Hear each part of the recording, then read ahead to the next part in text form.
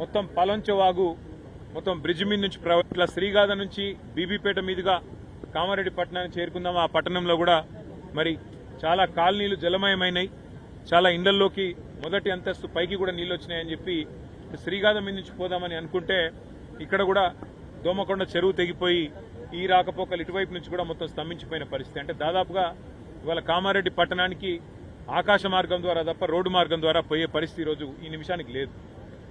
అంత ఉధృతంగా ఒకవైపు పలంచవాగు, మరొకవైపు కుడలివాగు, ఇంకోవైపు మానేరు, మొత్తంగా చాలా పెద్ద ఎత్తున ఈ వరదల విపత్తు ఇవాళ రాష్ట్రానికి వచ్చింది.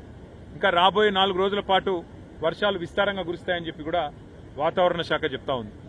రాష్ట్ర ప్రభుత్వానికి మరి ఇంత జరుగుతుంటే, ప్రజలు ఇంత అవస్థల్లో ఉంటే, రాష్ట్ర ప్రభుత్వం ముఖ్యంగా గౌరవ ముఖ్యమంత్రి గారు మాత్రం నిన్ననేమో మూసీ నది సుందరీకరణ మీద వారు రివ్యూ చేసినట్టుగా చూసినాం.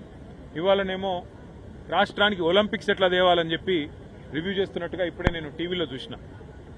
పరిస్థితి ఎట్లా ఉంది అంటే, రోమ్ నగరం తగలబడుతుంటే ఆ చక్రవర్తి ఎవరో ఒక ఆయన నీరో చక్రవర్తిని ఫిడేలు వాయించుకుంటూ కూర్చున్నాడట.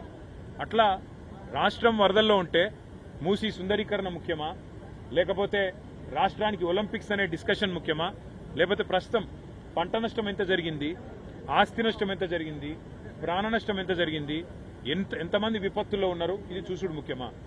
గతంలో టీఆర్ఎస్ ప్రభుత్వం ఉన్నప్పుడు, కేసీఆర్ గారు ముఖ్యమంత్రిగా ఉన్నప్పుడు సామాన్యులను కూడా మేము ఆనాడు ఇరుక్కొని పోతే మంచిర్యాల జిల్లాలో కానీ భూపాలపల్లి జిల్లాలో కానీ వెంటనే హెలికాప్టర్లు పంపి మరి సామాన్యుల ప్రాణాలు కాపాడడం జరిగింది.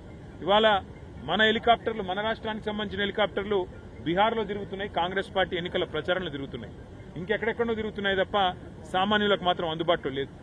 ఖమ్మంలో వరదలు వస్తే అక్కడ కొంతమంది లేడీస్ అర్థనాదాలు చేసినా పట్టించుకున్నవాడు లేడు. ఇదివరకు ఖమ్మంలో కూడా హెలికాప్టర్ పంపలేదు, 3 మంత్రులు ఉన్నా. ఈరోజు ఇక్కడ కూడా చివరికి ఇప్పుడు ఎన్డీఆర్ఎఫ్ హెలికాప్టర్ వచ్చి, నేవీ హెలికాప్టర్ వచ్చి నర్మాలలో చిక్కుకున్న మా వాళ్ళు 5గురిని ఇక్కడ బచాయించిన పరిస్థితి. దురదృష్టం, అందులో ఒక సోదరుడు నాగయ్య అని కొట్టుకొని పోయినాడు. అట్లాగే ఇంకా కొంత ఆస్తి నష్టం కూడా జరిగింది. కొన్ని గ్రామాల్లో ఏవైతే శిథిలావస్థలో ఇండ్లు ఉంటాయో వాటికి నష్టం జరిగి కూలిపోవడం కూడా జరిగింది. కొంత ఆస్తి నష్టం కూడా జరిగింది.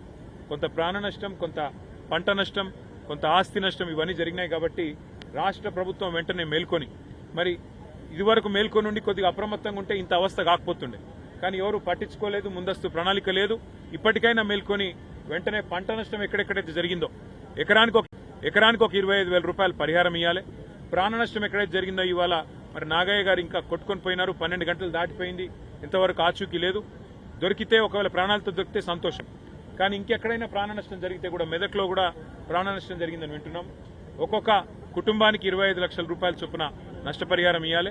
ఒక్కొక్క ఎకరానికి 25,000 రూపాయల చొప్పున నష్టపరిహారం ఇవ్వాలి. కూలిపోయిన ఇళ్లకు కూడా వెంటనే వాటి స్థానంలో ఇందిరమ్మ ఇండ్లు మంజూరు చేయాలని చెప్పి కూడా డిమాండ్ చేస్తూ మా పార్టీ తరఫున కూడా ఇందిరమ్మ ఇండ్లు మంజూరు చేయాలని చెప్పి కూడా డిమాండ్ చేస్తూ మా పార్టీ తరఫున కూడా మా కార్యకర్తలు, నాయకులు ఎక్కడికక్కడ ముఖ్యంగా కామారెడ్డి పట్టణంలో గంప గోవర్ధన్ గారు తిరుగుతూ ఉన్నారు, ఎల్లారెడ్డిలో నల్లమడుగు సురేందర్ గారు తిరుగుతూ ఉన్నారు.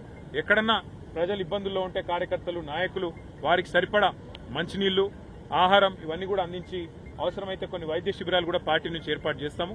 మేము మా ప్రయత్నంగా, మేము ప్రతిపక్షంలో ఉన్నా కూడా ప్రజలను ఆదుకునే ప్రయత్నం సంపూర్ణంగా చేస్తాం. మరి ఇక్కడ రాష్ట్ర ప్రభుత్వం వెంటనే మేల్కొని సహాయక చర్యలు, వెంటనే ప్రజల ఆస్తి నష్టం, ప్రాణ నష్టం లేకుండా ప్రయత్నం చేయాలని చెప్పి వారిని కోరుతా ఉన్నాము. అట్లాగే నర్మాలలో కూడా మా పార్టీ నాయకులు ఇక్కడే ఉండి సహాయక చర్యలు పర్యవేక్షించి ఆ కుటుంబాల్లో ధైర్యం నింపినందుకు వారితో నేను కూడా నిన్న మాట్లాడినాను, వాళ్ళు చిక్కొని పోయిన వాళ్ళందరితో కూడా. కానీ మరి ఈరోజు ఉదయం హెలికాప్టర్ వచ్చి వారు స్పందించి కాపాడినారు, చాలా సంతోషం. నేను అధికారులను అభినందిస్తా ఉన్నాను. చాలా మంది పోలీస్ అధికారులు, చాలా మంది రెవెన్యూ అధికారులు కూడా